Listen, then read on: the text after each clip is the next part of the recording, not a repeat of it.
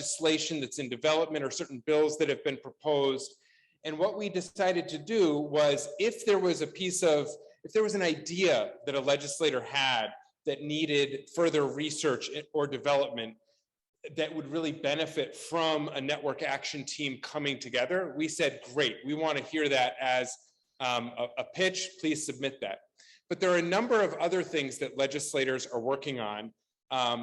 Specific, in the case of, there are some specific bills that have been sponsored or that have been designed, and we wanted to create a space this time for the first year for those legislative leaders to provide some updates on some of their key priorities and legislation that is in development, thankfully including Senator Ram Hinsdale, who's going to stay with us and talk about the environmental justice bill that she has been working on. But in addition to some of those updates on specific pieces of legislation that some of our legislative leaders are working on that are of interest to the network, we also wanted to invite forward some of the key leaders and committee chairs to provide us a bit of a context in terms of what some of their priorities and areas of focus are likely to be in the year ahead. So the order you see in your agenda is the order in which we will have them come up. And first, it is really an honor to ask Senator Chris Bray to come up, who is the chair of the Senate Natural Resources and Energy Committee.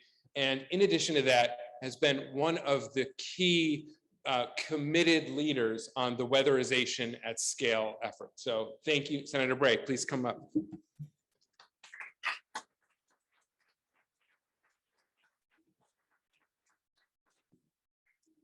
Thank you, Jared. It's great to be here.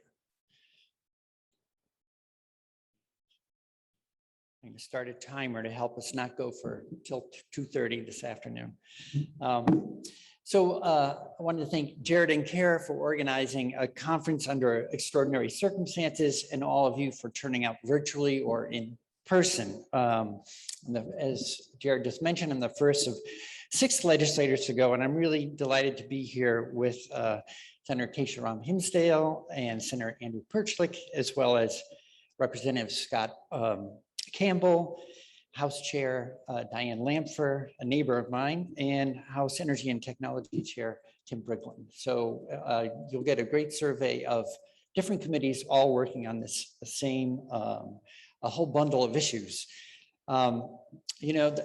I've watched several times over the movie version of Hamilton, and in the last year, probably need a little encouragement during a plague year. And one of the things that struck me, a line that has stayed with me, is we are so lucky to be alive right now. And that's in the midst of a very tumultuous year, and with people's fates and fortunes really not clear.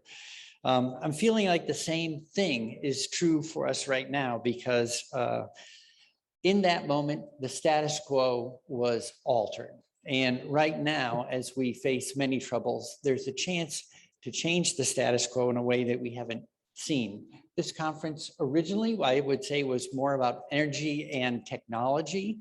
And today, as this conference has already shown, politics, people are becoming a bigger and bigger piece of the puzzle. So at the risk of doing math, imaginary math, but everyone, I think, knows what a Venn diagram is. So the old version of the conference, I say, was one circle, and that was energy. And we've been talking about that for years. But in the last 2 years since we met in person, we've had movements, social justice movements, particularly Black Lives Matter, and we've added a second circle of social justice. So now there's a Venn diagram with 2 circles overlapping. And then I'd say, let's add a third circle. Because of economic inequalities highlighted by COVID, we now are thinking about economic justice. How does economic justice influence our work as legislators, communities, and a state? So we have a 3-circle Venn diagram. And then I would pan back even further to our capitalist economy, which has a pervasive impact on these 3 circles. The actions we take and the actions we even consider taking. Capitalism has a profound self-preservation instinct to maintain the status quo, even as our work in the three circles shows us the strengths and its shortcomings. And then finally, the fifth circle that's influencing all this right now is the state of our democracy. So today happens to be a vote in California on recalling a governor. People are very aware of voting rights, how our democracy works, how vital it is, how we engage everyone is also in play. And the reason I'm drawing these circles and building the diagram with you is that once upon a time, we could have this meeting and talk primarily, if not exclusively, about the first circle, energy.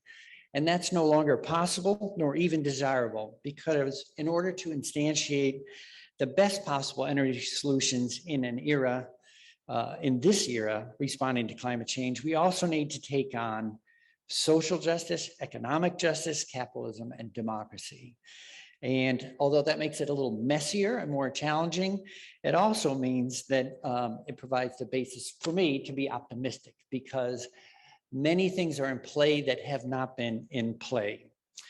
And that five circled framework is behind what the next legislative session is going to be about.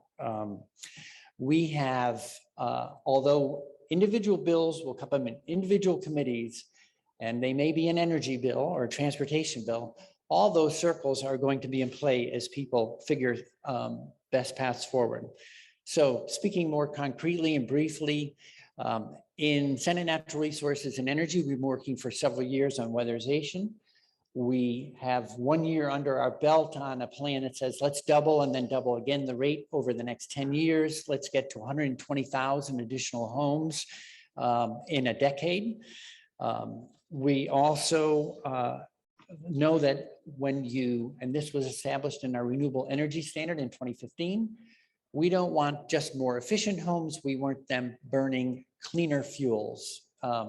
So the work on a transition to clean heat is underway, and you all will be hearing more from my colleagues and other speakers on that later this afternoon.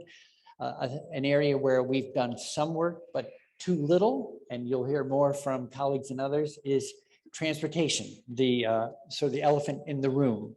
So I'll just wrap up by saying there is a great deal of work to be done. It could seem overwhelming. I hope that we'll actually all slow down and be strategic, come to the work with our best thinking and our best, our hearts and our minds, both. I look forward to it. And I look forward to hearing what the pitches are that we hear today. I look forward to hearing what my colleagues have in mind for the committees they're working in. And I'll end where I started. We're very lucky to be alive today. Thank you.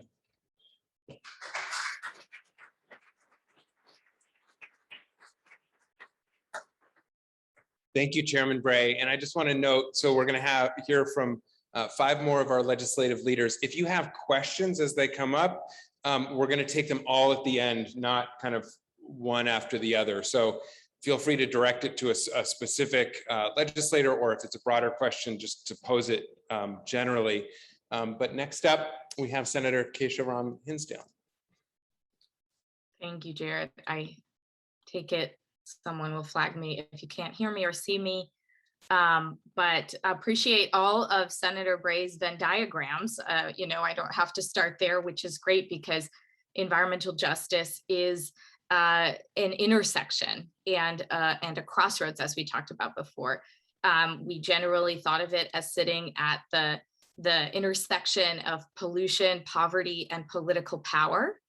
And we are in a time and place where our delay in advancing environmental justice in Vermont as a policy framework to be one of the last states not to have done so means we, in a positive way at least, can learn from states that have gone all the way around full circle more than once to inserting climate justice into their environmental justice frameworks and ensuring that, as was mentioned early on in the Energy Action Plan, I believe, or EAN's plan, that we share the environmental costs and benefits.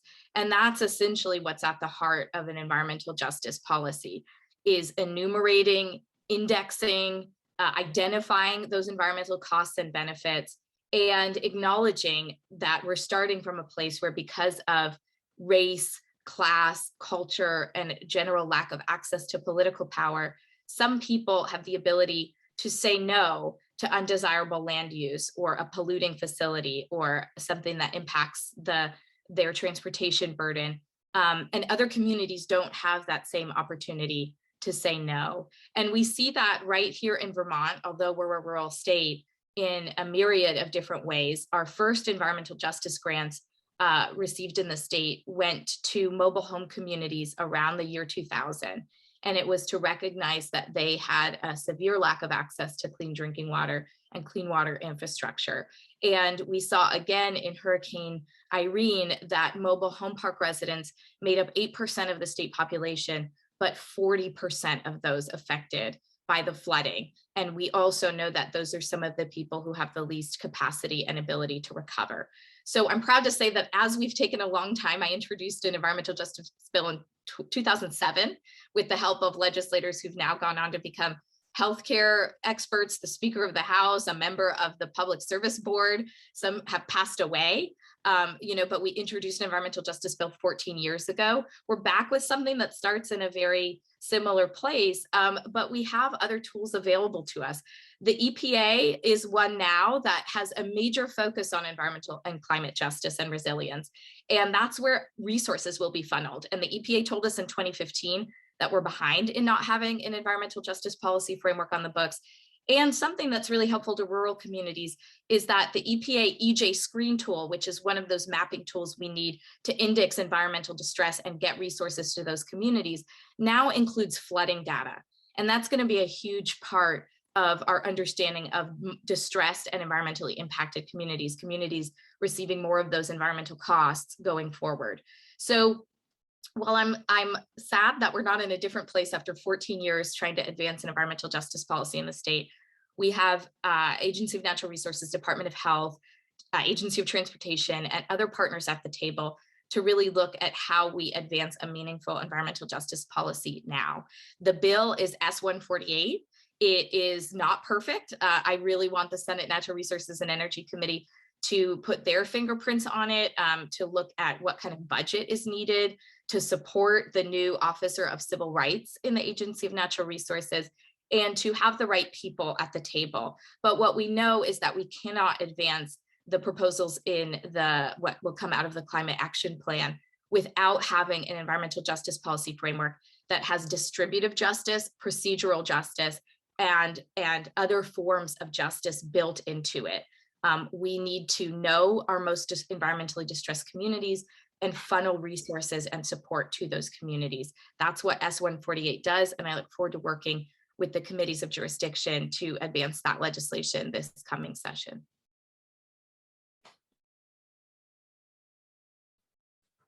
If I may, I also, before you cut me off, I just want to thank Kaya Morris and Sebi Wu and a lot of the frontline environmental justice leaders in the state for helping to craft a comprehensive environmental justice definition and policy framework in the bill.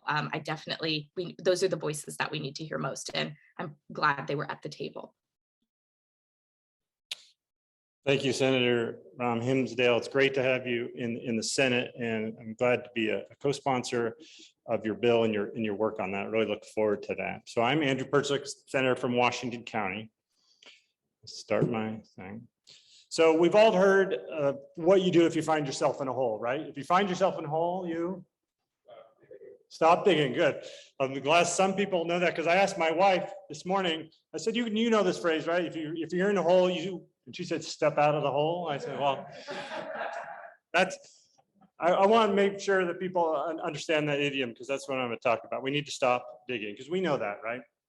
And that's why we're here today. We were talking about how we can transform our whole economy to stop digging, and how we can stop digging in a way that repairs the damage that we've done in the past and also builds our local economy at the same time. And I'm really interested in these big ideas, and I want to work on these big ideas, and we need these big ideas. But I get impatient sometimes, and I want to find some small things. I want to do some small projects that we can get done that can add up to some real fossil fuel reductions over time, but also can support the big thing, like the clean heat standard and other things that we'll be talking about today. An example of this is the bill that we passed last year to allow Tesla to open a service center in Vermont. Thanks for Representative Lanford and the House for getting that passed. I thought it was a simple, easy bill that would pass quickly. It did take 2 years, but it's an example of a small thing that we can work on why there's big things are happening. It didn't take all the oxygen out of the room. It didn't prevent other clean energy stuff from happening, but it's going to make a small difference, but a real difference, I think, over time. And this is why I have introduced S-146. It's a bill to stop the installation of fossil fuel heating systems in state buildings. It doesn't require all heating systems throughout all state buildings to be replaced immediately, just that when the state is replacing a heating system or when they're building a new building and they need a heating system, that heating system be a renewable heating system or use a renewable fuel. And I'm asking for your support with this effort. And when I talk about the state, I mean all parts of the state that control buildings that need to be heated. Buildings and general services is the big one. That's most of the buildings. But we also have other agencies that heat buildings with fossil fuels today. Forest Parks and Recreation has buildings that they heat with fossil fuels. And the Agency of Transportation, which is how I got interested in this issue on the Transportation Committee, has quite a few buildings that they heat with fossil fuels. And for me, this is a small thing, kind of a no-brainer that we need to stop installing these fossil fuel systems today. We can't meet our 2030 goal, which is in 9 years, by installing systems that are going to be designed to burn fossil fuels for 20 years. So we need to stop digging. We need to stop installing fossil fuel heating systems, especially because we have renewable energy heating systems and renewable fuel that we can use cost effectively today. And in my discussions with these agencies, they're all always very friendly, and they agree we need to stop burning fossil fuels. They say we need to stop digging. And they also say, hey, we're already using renewable fuels in state buildings. So you don't need to make us do anything. We don't need legislation. We're going to work on it. We are going to stop digging. We will get there. But AOT's own data that they gave me showed that they're using less renewable energy today than they were 5 years ago for heating their buildings. But this problem is not uncommon. BGS has something in common with St. Augustine. Even St. Augustine had this problem. Yes. St. Augustine, the great figure of the Christian church and author of Confessions, even he, when recounting the sins of his youth, admitted that his prayers for repentance were tainted with insincerity, because this was his prayer. He said, God, give me chastity and self-control, but not yet. And that is kind of what I'm hearing from the administration, the folks that are focused, that are in charge of heating our buildings. They're saying, we want to stop using fossil fuels. We will stop using fossil fuels, but not yet. We still want to do it. So S-146 is a bill that will give them the self-control that they need to stop digging. And the bill is not unreasonable. I designed it with others, working with the agencies. It acknowledges that there might be some times where you have to accept a fossil fuel system. So it's not an unbending requirement. There's some reporting that they would have to do if they do have to install one. We have some great sponsors of the bill from Chittenden County, Senator Chittenden, Senator Lyons, Senator Chris Pearson, also Ruth Hardy from Addison and Cheryl Hooker from Rutland. Our co-sponsors, Representative Scott, who's key on the Institutions Committee in the House, is interested. We've been trying to twist his arm to do a House bill. So we have a good start. I'm just hoping to get some more attention and help with this bill so we can get this state to stop digging. Thank you. And I will introduce Scott Campbell, Representative Campbell, to come up and give his talk about the legislation he's working on.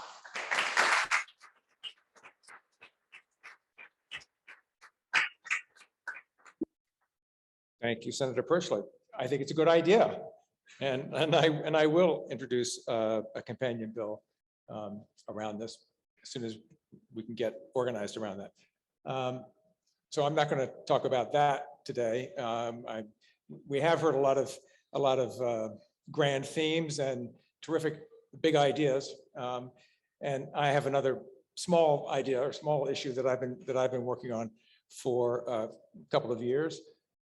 Actually, it originally was proposed by the Office of Professional Regulation in what they call a sunrise report, a report studying whether this is a good idea or not. That was released, I think, 5 years ago. This would require residential builders to become registered. So right now we have no registration system, we have no licensing, we have nothing in Vermont for residential building contractors. Plumbers have to be licensed and electricians have to be licensed if they're working in other people's houses or commercial buildings. But we have no registration. We have no way of knowing who is doing building in the residential sector. So this is a bill that was actually passed by the Senate, I think 3 years ago, as part of a larger bill.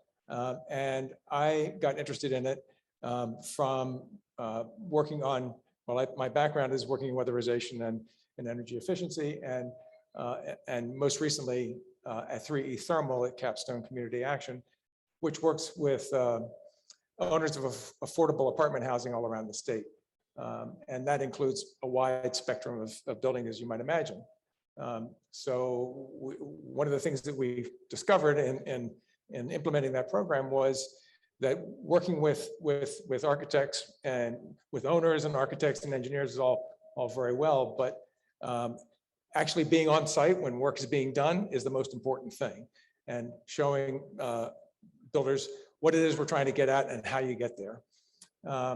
So my interest in the builder registration bill came about from that experience, from realizing that we really need a way to a pipeline, a way to let builders know, first of all, that we have energy standards. We've had energy standards for over 20 years. They're actually mandatory.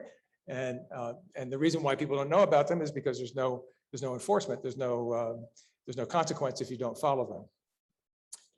But builder registration would give us some contact information and a way to let builders know, first of all, there are requirements and training opportunities, education opportunities to help meet those requirements, and really a whole spectrum of information that might be interesting to get to builders. In COVID time, it would have been good to be able to know who the builders were so that we could advise them about COVID safe practices.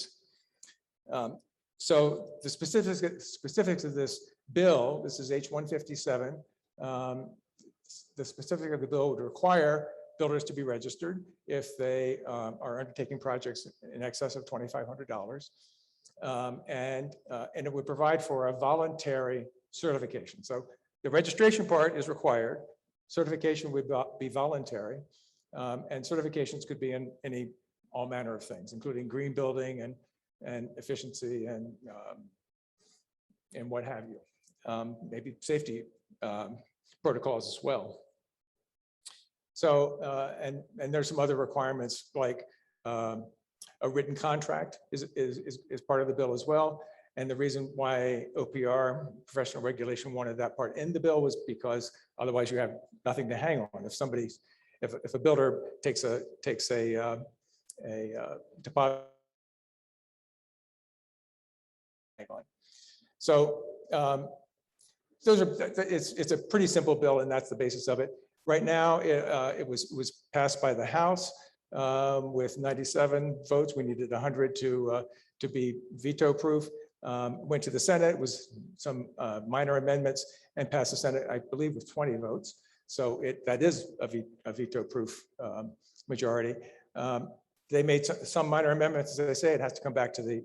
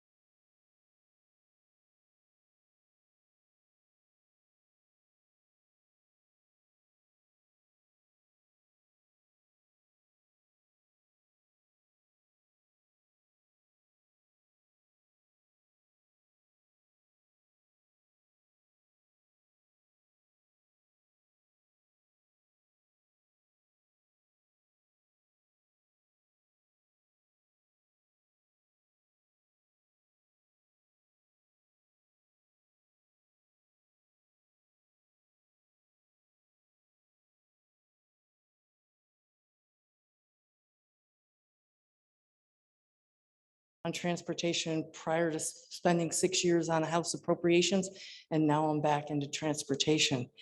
And like my colleagues have noted some quote lines, I would say it'll be the best of times and the worst of times to be in transportation. And some of, the data and what we need to do to lower our emissions in the sector of transportation is well known, well documented now. There's no issues around what we need to do. But how do we get there, and when and how fast are going to be some of the questions.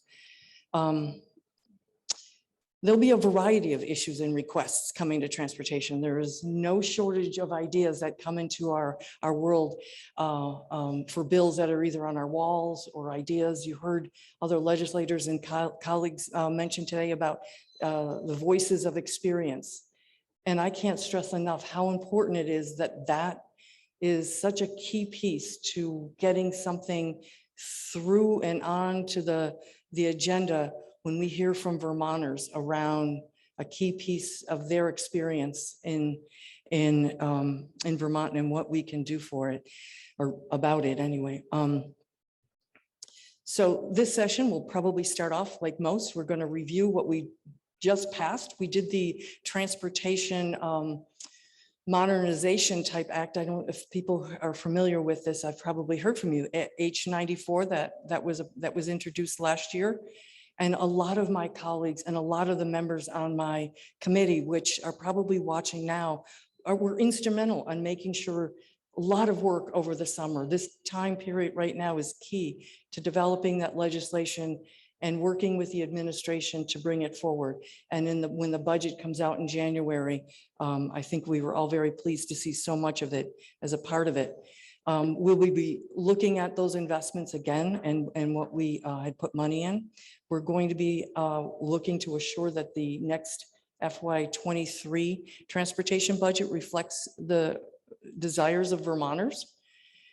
And I would say that the most important thing that we don't have just yet, but people brought it up today, is going to be the coming recommendations out of the Climate Council. And there'll be a lot to consider in the transportation world there. I'm looking forward to getting that report and having been paying attention, Secretary and others and people who've been working on it. The other thing that I'm very, very much interested in is waiting with great anticipation for finding out what is going to be in the federal infrastructure bill. Vermont is in a particularly, where we think about the best of times, having our senators and our congressmen and now our House and Senate in Vermont in a place where we are definitely all working together with our colleagues on what needs to happen to maximize the opportunity that we will have, hopefully, with those investments that are coming. I don't think it's going to come as any surprise that we will continue to hopefully invest strongly in the EV incentives. I can remember how pleased we were. We were beside ourselves with happy when we could actually put $500,000 on incentives and then $1.5 million. And last year we were able to put in 2.7 million. So we're moving in that direction, and we want to make sure that we can keep pace with demand, as well as making sure that we're aware of what manufacturers' ability to deliver on, as well as what's happening at the federal level. The incentive programs that you heard about, Mileage Smart and others, but we'll also be very much interested in hearing is going to be coming in January. And I can thank our Senate counterparts for the transportation equity framework, and that you heard a little bit about. Challenges, and I'll finish with a few of those, is going to be the state match for those federal dollars that I hope will be increased. We're going to need more state match to be able to bring those in and figuring out where those come from. We have a long-term transportation funding gap that is in need of addressing. That is a longer conversation. We have to keep pace with, we've heard it, but I wrote it down, the public's readiness and their comfort to occur change and their trust in the policies. So that's where we need your help, is helping us get it right so they can trust the policies. Thank you.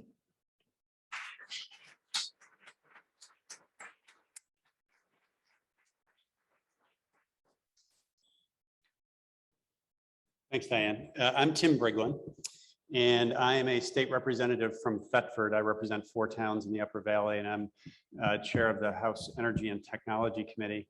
I've been on that committee for 3 years and chairing it for 3 years as well.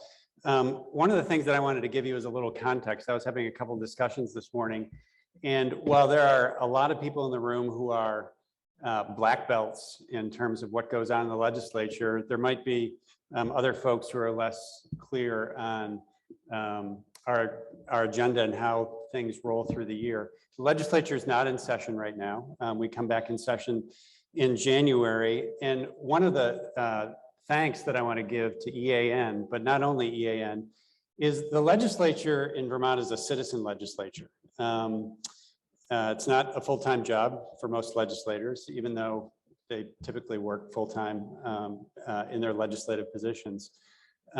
We don't have a policy arm.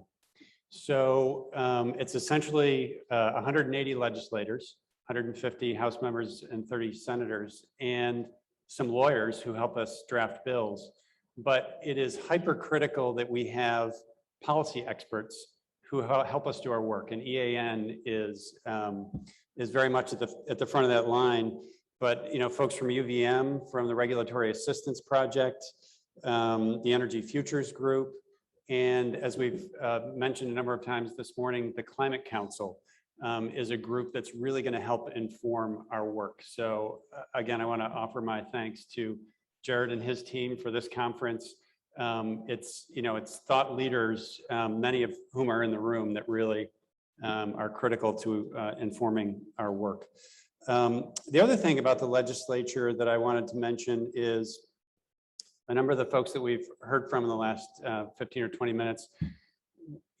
Unfortunately, fortunately, we work in silos. House members work on one committee, senators work on 2 committees, and we oftentimes get very focused on a particular issue area. As we've heard this morning, and I think we know thematically, issues around climate and the energy transition that we're going through, are going to go through in the next 30 years, cut across many policy areas, many parts of our society. Last week, Speaker Kowinski called together, I don't even know how many chairs it was, at least a half dozen House chairs, basically to come together on what issue areas that overlap our different committees are we going to work on and coordinate on. And of course, we need to do that with the Senate as well. But there are 14 standing committees in the House. There were, as I said, at least a half dozen chairs on that call. Obviously, Representative Lanfear and I, Representative Sheldon is going to be an important player in that, and the Natural Resources Committee, but the Housing Committee, and last but not least, the Appropriations Committee.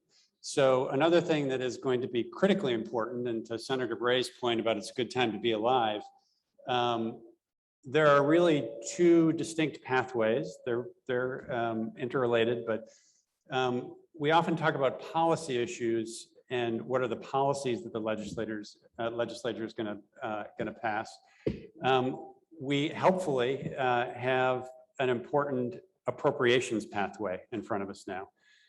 Last year, this past session, with the governor's support, we've set aside $250 million, which was, even a year ago, an unheard of amount that we would be able to appropriate and put toward climate issues. So in addition to policy questions and bills that we have to pass around policy, I think an important thing for people in this room, EAN, others, to help legislators with, and this is a request that my committee has put to the Climate Council, is we need your input on how we can best put these federal dollars to work to address these issues. So these aren't just policy questions.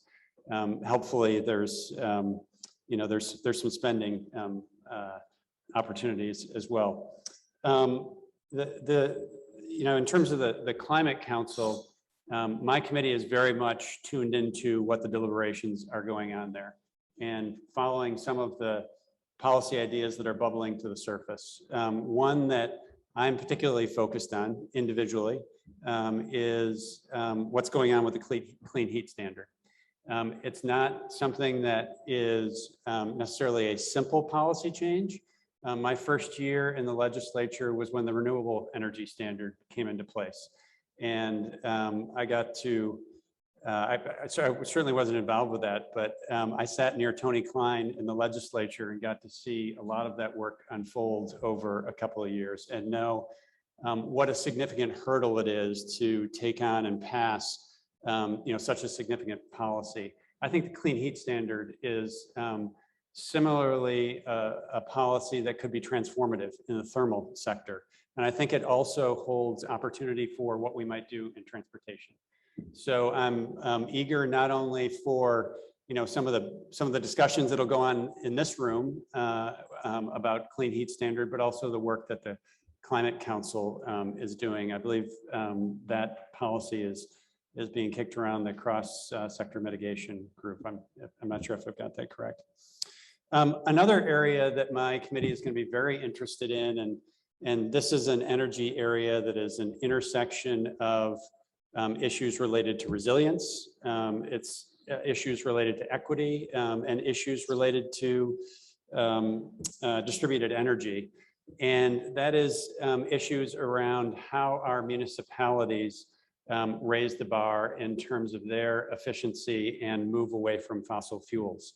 And there are a lot of towns in the state. Actually, I got an inventory earlier this week of the number of town-owned buildings in the state. It's about 2,500. That doesn't include schools and educational buildings, as well as when they were built, what types of energy systems they have, when the last efficiency work was done on those buildings. And as we know in our small towns, these public buildings are oftentimes the most intensive energy users. And again, I'm not even getting into schools, schools as well, important work to do there. So that is something that some members of my committee, again, off camera and offline are doing work on as to how can we support towns in elevating their resilience and energy efficiency. And Chris had done a great job talking about weatherization, and his committee's been working on that for well over a year now. That I'm hopeful that we are going to get that bill at crossover, which is kind of the halfway point in the legislative session, to be able to work on that modest piece of legislation at that point. This week, I've actually already had a couple of meetings talking about some of these bills and working with actually some people in this room and thoughts about them. And the concept came up that for legislators in September, anything is possible. And, when we get to December is when, it kind of dawns on us the kind of the scale of the mountain that we have to climb in, a mere 4.5 months. But I think there is a lot of energy from Speaker Kowinski in, again, working with House chairs, that there is coordination, because a lot of these policies that we're looking at are going to fall across kind of traditional committee boundaries. And again, I think there's a lot of energy to make real progress this year. So thanks for being here.